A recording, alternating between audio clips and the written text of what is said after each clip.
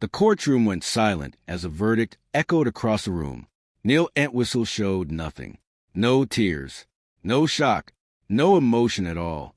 His wife Rachel and their baby daughter Lillian had been found murdered in the home where they were supposed to be safest, covered carefully with a comforter, left behind while Neil boarded a one-way flight to England.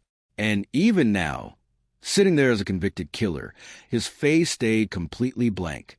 We may never fully understand why he did it, but to understand how this happened, you have to start long before the murders, back before the headlines, before the trial, back when Rachel Souza met a quiet engineering student at the University of York.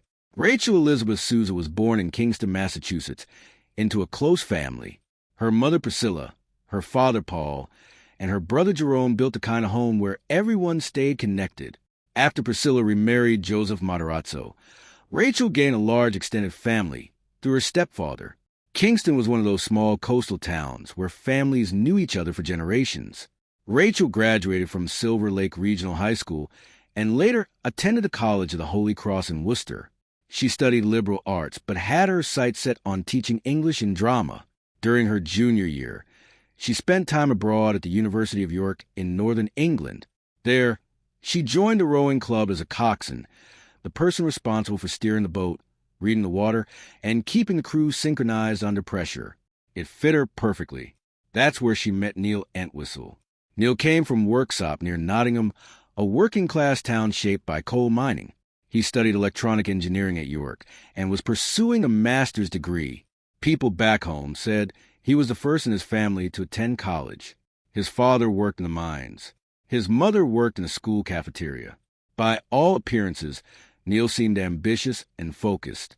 The two started dating, and after Rachel graduated from Holy Cross, she returned to England to be with him. She completed teacher training, earned her certification, and began building a life overseas. In August 2003, Rachel and Neil married in Plymouth, Massachusetts. The couple settled in Worcestershire, where Rachel taught English, drama, and theater studies at St. Augustine's Catholic High School in Redditch. Former students remembered her as deeply invested in teaching, not just someone showing up for a paycheck. Then, in April 2005, their daughter Lillian Rose was born. Photos from that time show Rachel holding her newborn with pure disbelief and joy written across her face. She was only 26 years old. She had crossed an ocean, built a career, started a family, and from the outside, everything looked stable. But Rachel's story often gets reduced to the final days of her life. What gets overlooked is how much she sacrificed to build that future. She left home young, restarted her life in another country, and later moved back to Massachusetts because she wanted her daughter close to family. Every major choice Rachel made came from trust. And in the end, the person she trusted most destroyed everything. By summer 2005, the couple decided to relocate permanently to the United States. They stayed briefly with Priscilla and Joseph Matarazzo in Carver, Massachusetts, while getting settled. That fall, Joseph took Neil target shooting twice at a nearby range. One of the guns he showed him was a .22 caliber revolver. That detail would become critical later. In January 2006, the Entwistles rented a large 4-bedroom colonial house on 6 Cub Path in Hopkinton, Massachusetts. They had lived there barely 10 days. Rachel was excited about the coming weekend. Her mother planned to visit. Friends were coming by. She had plans. On the evening of January 19th, she spoke with her mother on the phone. Nobody would ever hear from her again. Police first visited the house after Priscilla became worried she couldn't reach Rachel. Officers noticed nothing alarming except slightly rumpled bedding in the master bedroom. They left. The next day, officers returned. This time, one of them noticed a strange smell. Underneath a thick comforter on the bed, they found Rachel and 9-month-old Lillian. At first glance, it looked almost peaceful. Lillian lay in her mother's arms, as if they had simply fallen asleep together. But the autopsy revealed the truth. Rachel had been shot once in the forehead at close range. Lillian had been shot in the abdomen. The same bullet passed through the baby's body and lodged above Rachel's breast. One shot, 2 victims. Someone had carefully covered them afterward. Neil Entwistle was already gone. On the morning after the murders, he boarded a one-way flight from Boston Logan Airport to London, While his wife and daughter lay dead in their bed, he fled the country. Investigators quickly uncovered disturbing evidence. Internet records showed Neil had searched for escort services, suicide methods, violent phrases involving murder, and swinger websites shortly before the killings. The prosecution argued these weren't random searches. They showed a man spiraling privately while pretending everything was under control publicly. Financially, the family was collapsing. Neil had failed to secure stable work after moving to the United States, yet he maintained the illusion that everything was fine. Behind the scenes, he operated questionable online businesses, many tied to adult services and get-rich-quick schemes. Debt piled up quietly. Rachel apparently knew none of it. Investigators also discovered that the .22 revolver believed to be the murder weapon had been returned to Joseph Matarazzo's locked gun cabinet after the killings. Neil's DNA appeared on the revolver, the gun lock, and the ammunition box. Rachel's DNA was found on the gun barrel itself. Then came a phone call. Massachusetts State Police Sergeant Robert Manning contacted Neil in England and recorded nearly 2 hours of conversation. Manning informed him that Rachel and Lillian were dead. Neil responded calmly, "I did." He claimed he had discovered their bodies himself, covered them with a blanket, and considered suicide. Yet he never called police, never called an ambulance, and never alerted Rachel's family.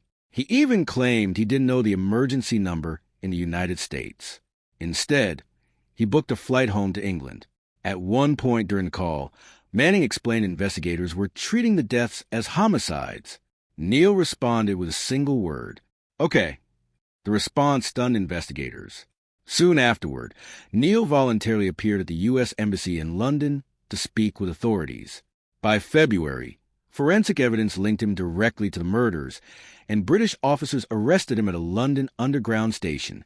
He waived extradition and returned to Massachusetts for trial. The defense attempted to argue that Rachel killed Lillian before taking her own life, and that Neil simply panicked afterward. But forensic evidence destroyed the theory. Jurors even reenacted the alleged murder-suicide scenario using someone similar to Rachel's size. The bullet trajectories did not match. Physically, it could not have happened the way the defense described. Prosecutors argued Neil had planned everything step by step, driving 40 miles to return the revolver, leaving the gun behind, booking a one-way ticket, fleeing before the bodies were even discovered. These weren't the actions of someone acting blindly in panic. They were deliberate choices. During the trial, Rachel's mother described how Joseph had taught Neil to use a revolver months earlier. Joseph later testified about a disturbing phone call from Neil after the murders. Neil asked whether Rachel and Lillian would be buried together. Then he said something chilling. "That's the way I left them. That's the way I found them." The courtroom noticed the slip immediately. Jurors also listened to recorded calls where Neil struggled to explain why he never dialed 911. "Looking back on it, I don't know why I did things how I did," he admitted.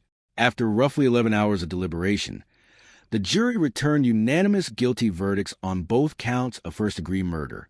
Planned murder, not impulse, not confusion, premeditation. Neil Entwistle remained emotionless as the verdicts were read.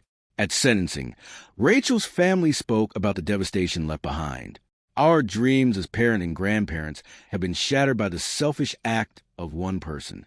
The judge sentenced Neil to life in prison without parole and called the crimes incomprehensible. He remains incarcerated in Massachusetts today.